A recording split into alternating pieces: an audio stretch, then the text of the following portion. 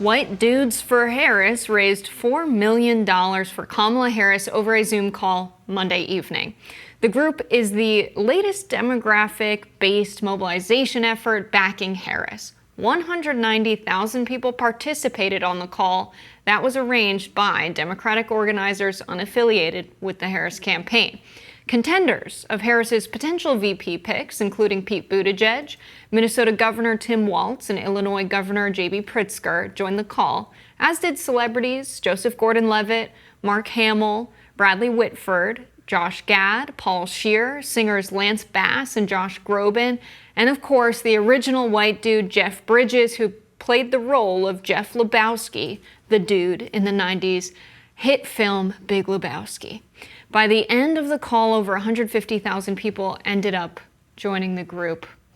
But in the hours since the call, the White Dudes for Harris X account appeared to have been temporarily suspended. Midas Touch co-founder Brett Measles posted, quote, "Breaking, X has suspended the White Dudes for Harris account at Dudes for Harris after raised more than $4 million for Kamala Harris. This is the real election interference."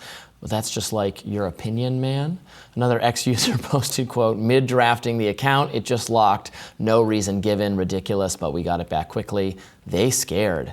Apparently, the group violated X's community rules, leading to the suspension, but it seems the account has been reinstated. I find this kind of group weird, but, you know, that's White a word Dudes for where... Harris, man. Yeah. It's just weird. Why are we doing all these race-based groups? Why? I don't understand. I just don't get it. Well, because many people see race when they interact with other people, and it's a social thing to be like, what does it mean to be a white dude? I just see green. Yeah, I just see green. I identify as green. That's what I put when, asked my race on forms.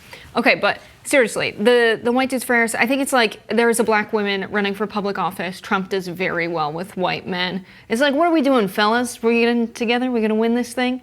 40,000 people didn't end up joining the group. I don't know if it's just because it was a one-time thing. They joined, they donate, they're on the call. They decide, after hearing from their peers, who they're going to vote for. They want a country that's good for white dudes, and they're talking about their mutual interest as white dudes in voting for a black woman, and I think that's beautiful and maybe a little bit progress. I noticed on Twitter yesterday that, do you remember the name Richard Spencer? That's the leader of the white nationalists, the leader of the alt-right. He tweeted in support of this, saying that he actually prefers the Democratic Party now. Yeah, white dudes gotta stick together. He prefers the Democratic Party and has been a Biden supporter for a while as the party that is more interested in an explicitly white, race-based collectivizing. The guy who organized Unite the Right is a Democrat. Yes. For Kamala Harris. Yes. He supports Kamala Harris. Yes.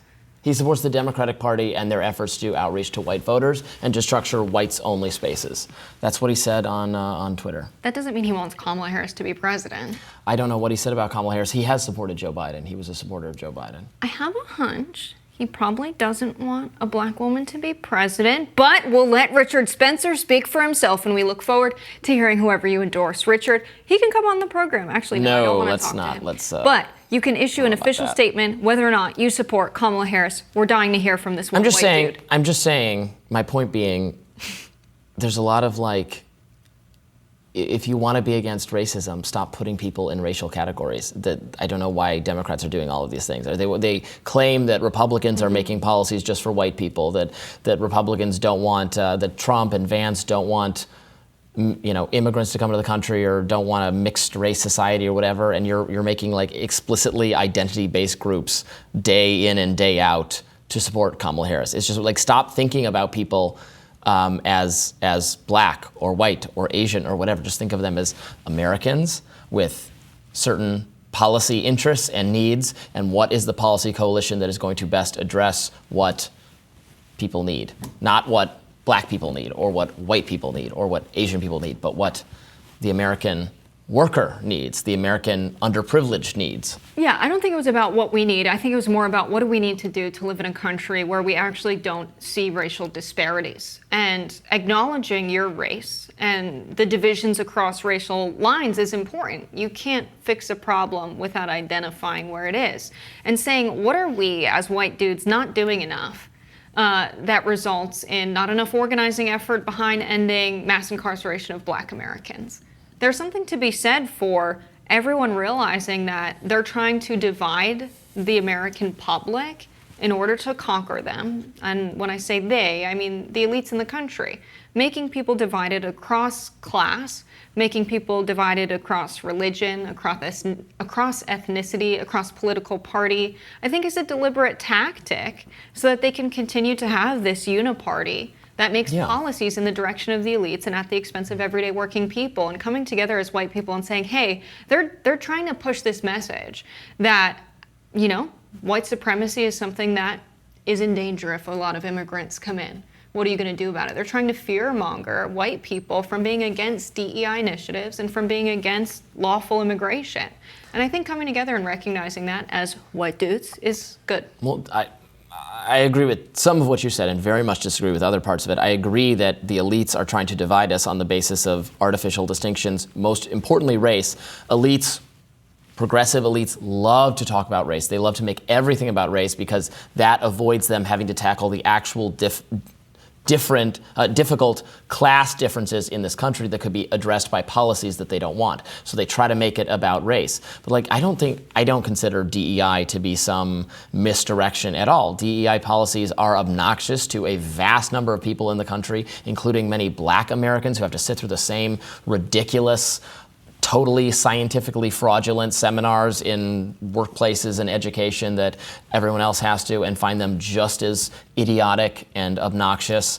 And everyone wants to succeed on their merits, to be hired and admitted on the basis of their merits, and it's really gone off the rails with some of that stuff. On the immigration stuff, right, I'm a little bit out of step with many others on the right because I do want more legal immigration. I want to make it easier to come here to this country and work and to contribute to the health and productivity of America. And there is a new, not necessarily new, an ascendant politics on the right that is deeply skeptical of that and thinks that will be bad for the country. And, I end up arguing with those people all the time. I did like a 2-hour debate on this subject 2 months ago, with Zero Hedge against Ryan Jardusky and Jack Posobiec, who are arguing for much, much, much more restrictive immigration. I think even more immigration restrictions than is supported by most Republicans.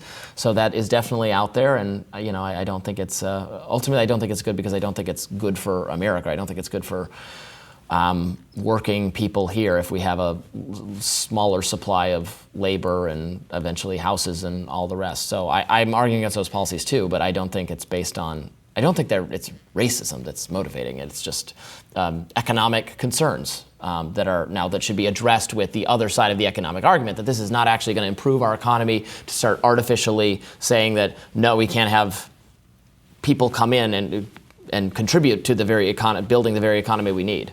Yeah, I think that's why I like Joseph Gordon-Levitt on the call saying, and this is someone who's a white man, our country, originally the only people who could vote were white landowning men. We've only ever had presidents who are men, with the exception of one Black man. All of them were white. And so I appreciated that he said Trump is a businessman, and people say that he'll be good for the economy because of this. But really the way he's run his business is not paying workers.